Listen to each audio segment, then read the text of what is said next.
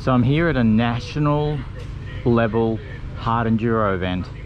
We have Team Shinko, Team Beta, Team KTM, quite a lot of other teams here, and a lot of riders that ride in Romaniacs and unsprung. Now this track here is called Tenterfield Terra, and a lot of people have likened it to Romaniacs for the hills, and there's some very long steep hills with switchbacks, a lot of steep descents, gullies, and it's quite a technical track. So I'm here with a Sur-ron to see how it would compare to standard bikes in an event like this. Now, as a standard Sur-ron, there is no way that you could finish this course. You wouldn't have the traction, you wouldn't have the power, and you wouldn't have the battery range. So I wanted to just update you on the setup on this particular bike. This bike is, I think, race ready. So I have improved the traction on this. So on the rear we have a 16 by 185 rim that we've custom built. We're using a 90 by 100 16 Shinko 525 Cheetah gummy tire. So it's a specialist enduro tire, extremely grippy, extremely flexible. Running Motoz mousse, and so there's no tubes, you can't get any flats. On the front, this one is front wheel drive as well. So I have a 2 kilowatt motor on the front. Now the objective of that is to add a little bit of additional traction in the tricky spots, but mainly to regen on the front end, because you capture a lot of regen on the front. So it has a separate battery on the front, which is a 5 ampere hour 60 volt, and as you descend it will charge the battery quite well actually, and it's programmed so that it only works at low speed. So from 0 to say 25 kilometers an hour you're getting assistance from the front. After that you don't get assistance, but it regens at all times. As far as the main battery on this has a 42 amp hour 72 volt battery. It's matched with a nuclear 24F controller. I was running the ASI. For this event I've swapped to the nuclear. Now the nuclear on this, I was having troubles with it overheating in the pre-trials. It was getting to the point very quickly where it would cut back the power. So I've put additional fins on this, which is working quite well.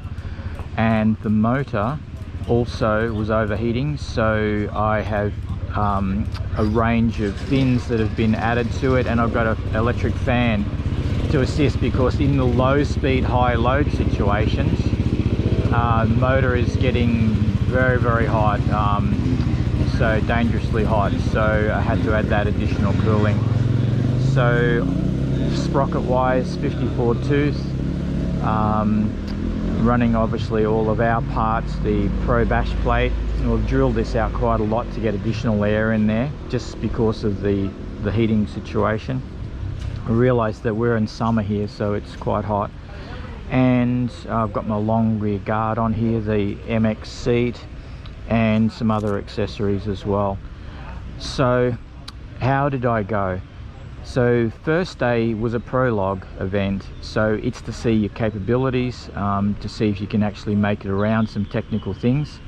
It was a 6 kilometer loop. I did very well in that. In my class I was in the top half, which surprised a lot of people.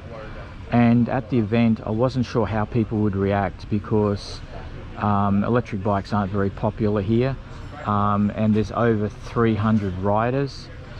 So I expected a few sort of funny looks, but the response has been amazing. So many people have come up and said, wow, what is it, you know, can I use it as a training bike, and how does it go, and you know, what do you expect? So very impressed with the response. As I said, a stock Sur-ron has got no hope in the situation in an event like this. This bike did very well. So in the main event, which unfortunately has been red flagged and called off halfway, There was 2 serious injuries, and they had to get the helicopters in to pull them out, which is a shame. Hope they were 2 of our best riders. Hopefully they recover quite quickly. So in the main event, I was actually going past quite a lot of riders, especially in the technical type sections. So I would say I probably passed about 25 or 30, or I pulled my rank up about 25 or 30 places. Unfortunately, none of us will know the final results because of being red flagged.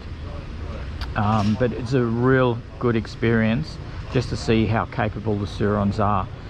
So as far as the main event, how long it was, so approximately 36 kilometers. I'm guessing that's probably what, 25 miles. I have 4 batteries. Planning to get a 1 lap per battery, which seems to be working okay. In the 4-hour event, a lot of people were saying that we were going to be lucky to do 1 lap in the 4 hours, but as they shut the race, I was on course for doing 2 laps plus. So let's see how things go. Definitely there's potential for these little Sur-rons. I'd like to hear any of your feedback and comments, or if you've got any questions you want to ask about the setup on the bike. Maybe I can't get back to you that quick, but please, I'd like to see your feedback and see what sort of comments you've got. Welcome to the 2021 National Championships for Hard Enduro, held at Tenterfield in New South Wales. So the event was organised by Grassroots, and it was quite an event with over 300 riders, national teams, Shinko, Beta, Gas, KTM. Now I'm riding the bronze class, and the previous day I qualified in the top half, which was quite okay. I didn't realise until this event how important the Prologue was. So I should have ridden a lot faster to get up in front, because there were a lot of bottlenecks from riders stuck on the track. As you'll see as we progress along, there were sections where riders just couldn't get through, and it would cause massive delays. This particular gully is very steep, and a lot of people crashed on the bottom. I was able to sneak around and gain a few places. And there's another bottleneck around this corner here. I was a little bit cheeky and took an alternative line. That's the event, isn't it? But anyway, we didn't want to make too many people upset. So I'm testing an electric bike, and this is, I don't know of any national level events like this where an electric bike has entered. I was allowed to enter on an exhibition purpose, and the purpose was to really see if an electric bike could keep up with traditional bikes. You know, there was lots of skepticism as to whether it would get up the hills, you know, whether it was capable enough. Now, this electric bike is not a standard Sur-ron, and now a Sur-ron's only a $5,000 electric bike. This has been modified by my company. We've added a few performance parts that we manufacture and boosted up quite a bit, and that's for another video. But you can see as we progress, this is the first section of the Enduro. It's quite hard, and there are a lot of riders getting stuck. Obviously the GoPro doesn't show how steep things are, but this is steep and rocky. Again, I was a bit cheeky and snuck around a few riders here that were stuck. So as we progress, now this section, quite a few people were stuck. It was rocks and slightly slippery soil. Again, I was able to sneak past a few. You've really got to watch out for those wet logs on an angle. It can be a bit tricky. Now at this point here, this guy, he actually saved it quite well. Flipped over and grabbed on while he could. I went through the middle here, just quite slowly, got around him. That was quite okay. And again, we're off. And now we start a descent, and the descent was quite steep. Really had to be careful of drop-offs and ledges that caught you off guard. Again, people getting stuck was quite common. There's a section in front that we're coming up to, and there was a huge bottleneck. It was really just an off-camber log that a lot of people bailed out on. And again, around the corner here, there was a section where a rider had got stuck and no one could get around him. In hindsight, because this wasn't really a race for me, it was just a test run, I think it'd be quite easy just to get around these riders, take a slightly alternative course. You're allowed to deviate within a few meters of the main track. Obviously, a lot of time's lost by just sitting there single file waiting for riders to get off and go around. So as we're going down this descent, we're going to go down to a gully section, which is a V-shaped gully which doesn't allow passing, which is quite a shame because there are a lot of riders stuck in this section. I was able to get around a few, but truthfully you had to sit there and wait your turn. A little bit disappointing. If you in the back of the pack, you're stuck there. So as we go around here, there's a little bit of a muddy patch, but we're going to drop into a sort of a gully that you really, as I said, are forced to ride.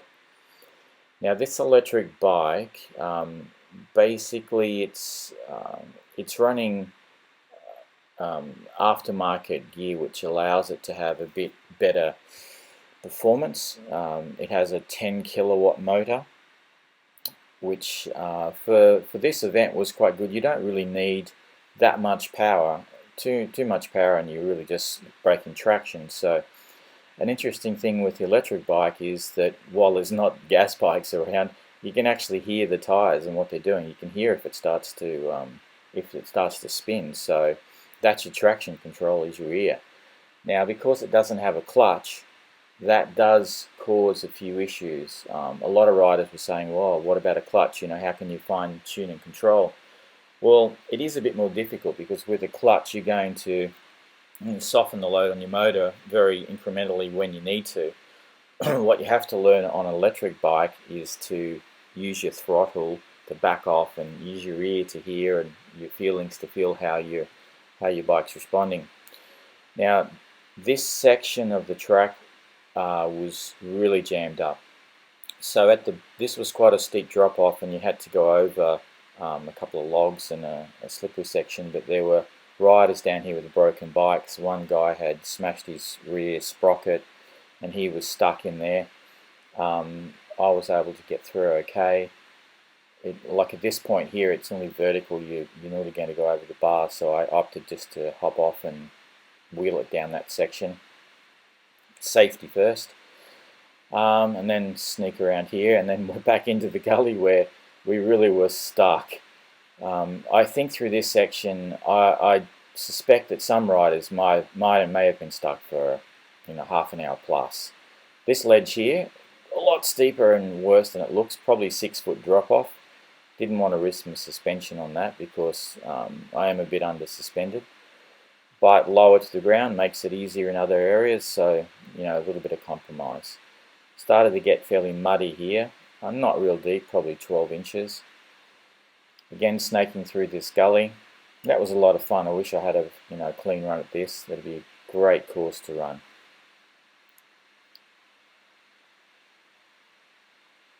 So we're going to come up to a creek section fairly soon. This is an open section up a hill. And we're going to drop back into a creek section which starts to get rockier and a little bit trickier and a bit wet, slippery. Again, there are quite a few riders stuck in these sections. The rocks would catch you out. Now, the electric bike goes well in water, no issues. At one point, I think I nearly had it up to the seat in one of the latter sections of the creek that we'll come to after this section. So we're winding back up the ridge. Now this is on the Great Dividing Range, which I think our elevation was probably around 1,000 meters, so to be snow country in winter. This is summer, of course, being down under.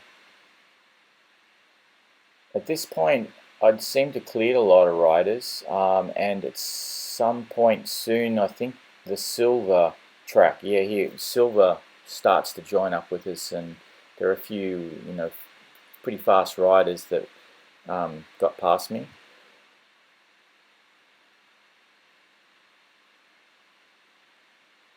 This little steep uphill section had a few gnarly spots as well. A few people were stuck. Took a little bit of a sideline. Got up surprisingly.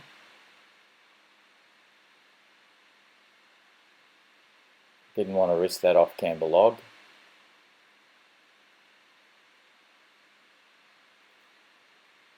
So once we're at the top of this ridge, we're going to descend again back into the creek.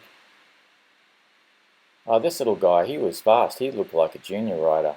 He was doing really well.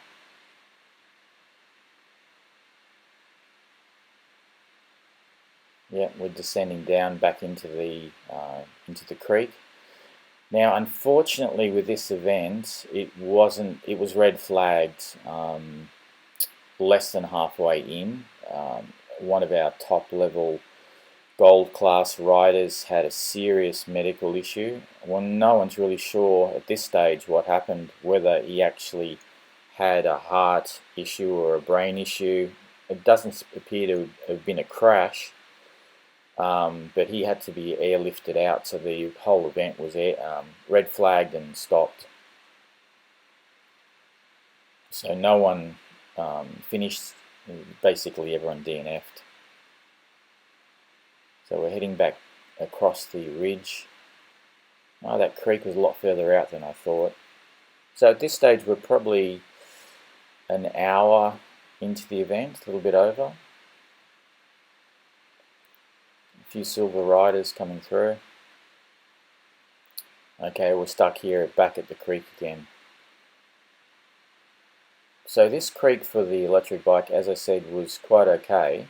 There were some deep spots. I took a few lines which, as I said, ended up being nearly up to my seat. I should have really taken alternative lines. Didn't hurt it. Probably the bigger issue was it's slightly lower ground clearance than a traditional bike.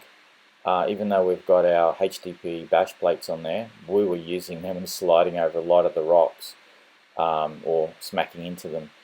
So that was a little bit of a challenge, but it went quite okay. In hindsight, I probably should have just been a bit more brave and used a bit more momentum. This point here was quite deep, spun around. Came over this corner and there's a steep drop off. Actually fell off at this point. Got back on, passed a few more riders.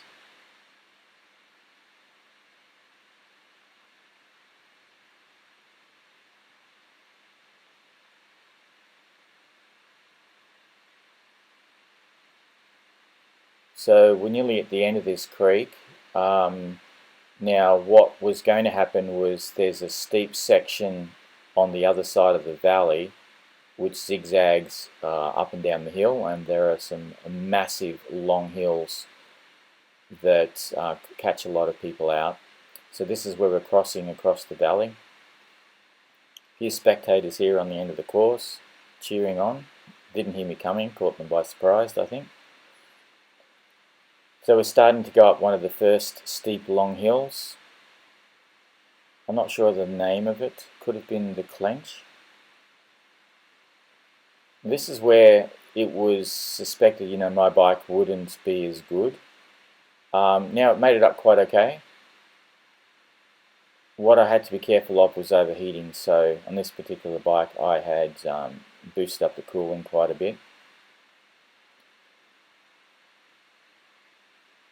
So overall, very happy with the performance. I think I would have actually placed quite well if the event had kept going, because I was able to pass a lot of people in my class, which was quite good. I was really only there just to prove if an electric bike could actually, keep up, do the job, and I think that was done quite well. Experience would say we'd probably do better with a bit of extra planning. So this is quite a steep descent here. Now on the bike I've got regen braking, which does help. And because there's no clutch and no gears, I think forearm pump was quite good. I didn't get any forearm pump. Quite easy to manage. Only had to concentrate on the throttle and steering and body position. So there wasn't anything on the track that the bike wasn't capable of achieving.